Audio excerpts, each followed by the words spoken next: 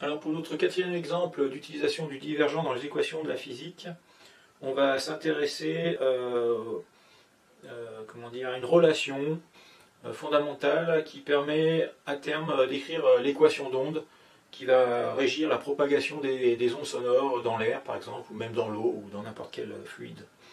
Voilà.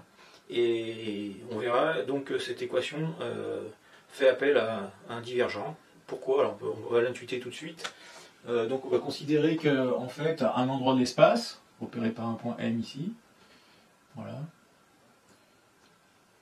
et ce point va être contenu dans un volume plus grand qu'on va appeler V, qui est petit autour du point M, mais on va quand même l'appeler V, voilà, délimité par la surface S, comme d'habitude. Voilà. Et en fait, l'équation qu'on va établir, elle est un peu de cette nature-là. Si jamais vers le point M ici, on a du fluide qui converge, voilà, mais ça veut dire que le volume de fluide va se contracter à cet endroit-là, volume d'air par exemple, et si on contracte un volume d'air, une certaine quantité d'air et qu'on réduit son volume, eh bien on comprime cet air et c'est que la pression de l'air va augmenter. Voilà. Et réciproquement, si jamais les particules d'air ont tendance à s'échapper de cette zone-là, à diverger, eh bien c'est que l'air va se dilater et que la pression va diminuer. Donc en fait, on va avoir une équation comme ça, très intuitivement, qui nous dit que la variation de la pression, comme ça, voilà, eh bien ça va avoir affaire à quelque chose qui va être lié au divergent de la vitesse de l'écoulement de l'air autour du point M. Voilà. Et si ça diverge, eh bien la pression doit diminuer. Donc le dP doit être proportionnel au divergent, mais avec un signe moins, puisqu'un divergent positif doit entraîner une variation de pression négative, voilà, typiquement. Ensuite, il y a un coefficient de proportionnalité, comme ça. Et puis, effectivement, ensuite, ça va dépendre du temps, on va voir comme ça. C'est-à-dire, s'il y a des particules qui s'échappent, eh bien, avec une certaine vitesse, plus ça dure longtemps, plus la pression va diminuer. Voilà. Donc ça va être une relation de ce genre-là. Et si on la remet dans l'autre sens, eh bien, ça fait dP sur dt égale moins div de V fois une constante. Alors cette relation-là, je ne vais pas démontrer, j'ai intuité, vous voyez, parce que je connais la signification physique du divergent. Enfin, je l'ai fait de manière un peu qualitative. On va le faire maintenant, on va le faire de manière plus quantitative. Pour ça, on a besoin d'un coefficient qui est le coefficient de compressibilité adiabatique de l'air, par exemple, ou du fluide considéré. Alors je vais vous présenter quand même en introduction. Donc supposons qu'on ait de l'air là, voilà, qui est piégé dans un volume. Voilà, puis on a un piston ici qui vient comprimer l'air, voilà, dans le piston, il y a le piston qui peut avancer, et l'air il est là-dedans. Voilà, et ça c'est le volume de l'air. Okay. Et c'est le volume qui va dépendre du temps, puisqu'on va comprimer plus ou moins on va faire bouger le piston. Voilà. Et en fait, et plus le volume va se réduire, et plus la pression va augmenter. Et si on fait des petits mouvements, des mouvements pas trop forts, eh bien, il y a une relation linéaire qui dit que la variation de pression à l'intérieur, voilà, elle va être proportionnelle, alors non pas à dV, mais surtout à dV divisé par V. C'est-à-dire, c'est le taux de compression. C'est-à-dire, si je réduis le volume d'air de 1%, par exemple, eh bien, de combien va augmenter la pression.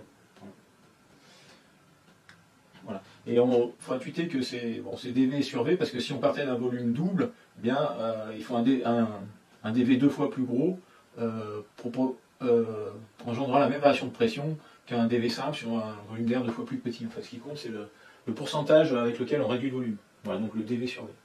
Alors ce qu'on sait, en fait, globalement, c'est que si dV, le volume réduit dV sera négatif, et si dV est négatif, eh bien, ça va faire une pression qui augmente, donc un dP positif. Donc là, il faut mettre un moins, comme ça. Et puis il y a un coefficient là que je vais appeler une constante, voilà, le coefficient. Ok. Alors ce coefficient est positif, et généralement, je ne sais pas, comme celui-là il n'est pas tellement utilisé en physique, ce qu'on utilise c'est l'inverse de ce coefficient, qu'on appelle qui S, comme ça. Alors c'est une espèce de X avec un S comme ça, voilà. dV sur dt. Voilà, donc ça c'est notre formule de base, et dV sur V, pardon. qui est le coefficient, alors ça s'appelle le coefficient de compressibilité adiabatique du gaz, c'est-à-dire quand on le comprime et qu'on fait ça suffisamment rapidement pour qu'il n'ait pas le temps d'échanger de la chaleur avec le milieu extérieur. Parce que quand on comprime un gaz, généralement il s'échauffe, et quand il s'échauffe, il a tendance ensuite à échanger avec l'extérieur de la chaleur, mais si on fait des mouvements rapides, ce qui va être le cas des vibrations du son, il n'a pas le temps d'échanger avec l'extérieur. Voilà. Donc ça nous donne la loi fondamentale de variation de la pression. Voilà.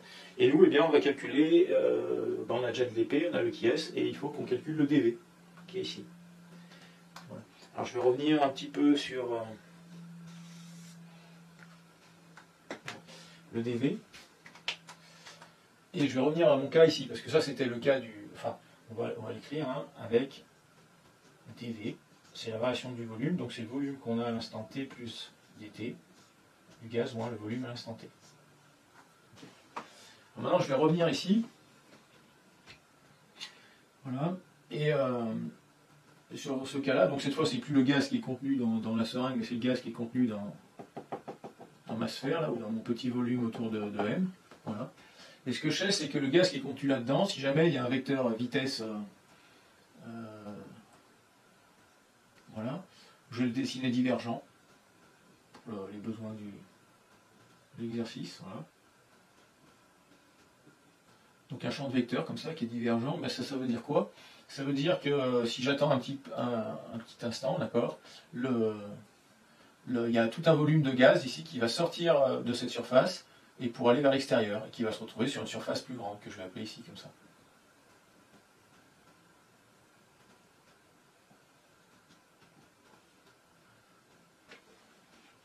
Voilà. Donc au début, le gaz était contenu dans ce volume-là, qu'on appelle V de T. Voilà. Et celui-là, c'est V de T plus dt. C'est le volume dans lequel il sera contenu un instant plus tard. Voilà. Parce que le gaz est sorti, et la quantité de gaz qui s'est échappé, qui est passé de là à là, eh bien c'est la quantité qu'on va retrouver dans cette zone-là.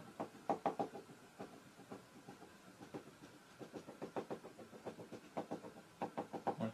Et qui occupe eh bien un volume qui est le volume qui est entre les deux entre les deux sphères, là celle que j'ai fait en pointillé et puis celle-ci. Attendez, je ne suis pas très content d'avoir fait en bleu. On va faire en rouge le gaz ici. Donc entre T et T plus dt, il y a du gaz qui sort. Voilà, et je vais mettre en pointillé. Voilà, ça c'est le gaz qui est sorti.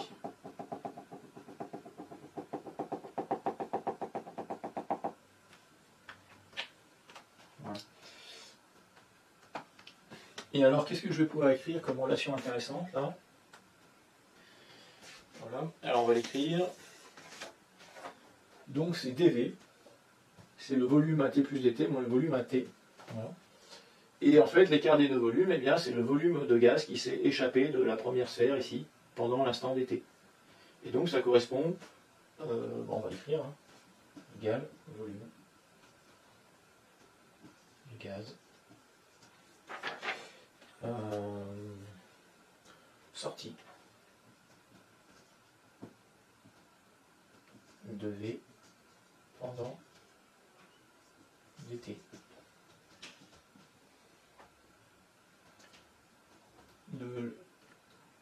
Voilà. Et donc le volume de gaz sorti pendant l'instant dt, eh bien c'est le débit de gaz, débit volumique, débit volumique,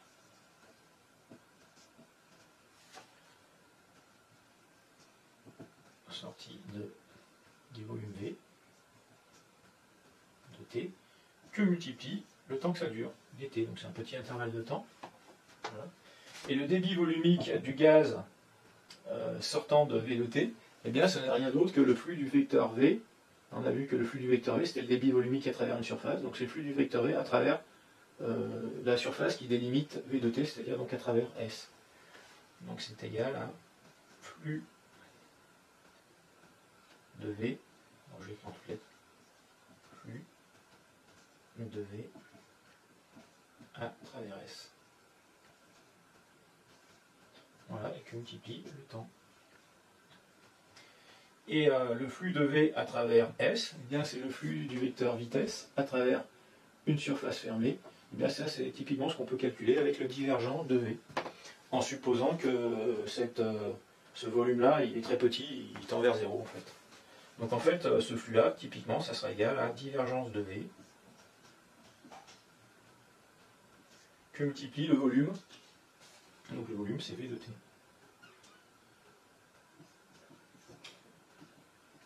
Fois dt. Voilà, donc là on commence à empiler pas mal de relations. Impec.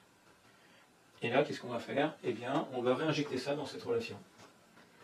Qu'est-ce que je vais faire? J'ai un peu de place, mais je vais peut-être avoir la place de finir ici. Alors, je réinjecte, donc ça me fait dp égale 1 moins 1 sur qui s. Je réécris ça. Que multiplie, ben ici je divise par v. Et ensuite, le dv qui est ici, ben, je le remplace par ça. Donc, divergent de V que multiplie le V qui est ici, qui multiplie dt. Voilà, voilà. Et donc on a un V au numérateur et au dénominateur. Donc ça s'annule. Et on obtient dp donc égale moins 1 sur qui s div de V fois dt, qu'on peut mettre aussi sous la forme dp sur dt égale moins 1 sur qui s div de V. Voilà. Donc ça c'est la relation finale qu'on voulait trouver.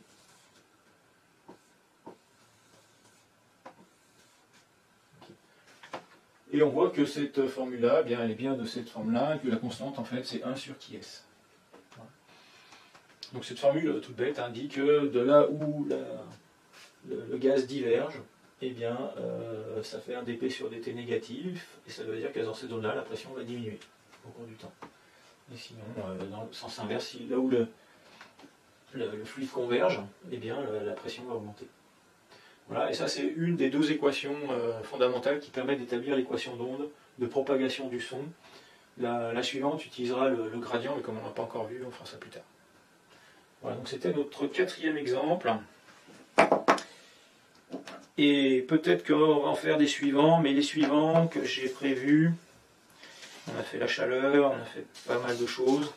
Les suivants, en fait, c'est ceux qui vont servir en gravitation et en électromagnétisme, notamment avec l'équation d'électromagnétisme div du champ électrique égale ρ sur epsilon 0, là qu'on avait vu.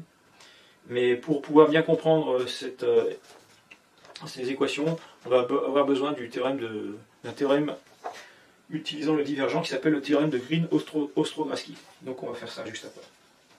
Voilà. Et bien à bientôt pour cette prochaine vidéo.